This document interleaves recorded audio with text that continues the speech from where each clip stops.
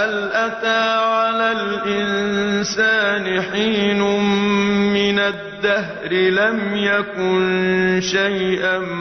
مذكورا إنا خلقنا الإنسان من نطفة أمشاج نبتليه فجعلناه سميعا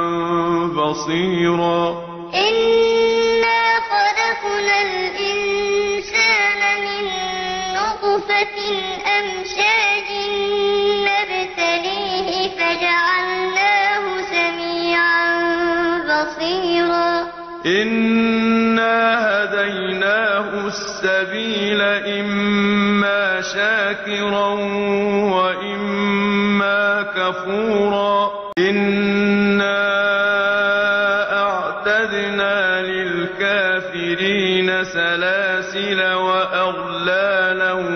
وسعيرا إن الأبرار يشربون من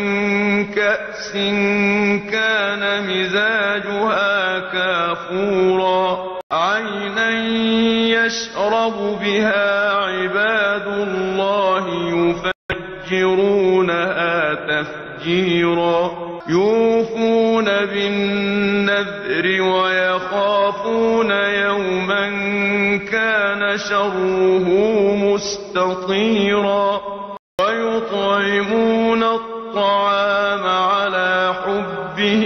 مسكينا ويتيما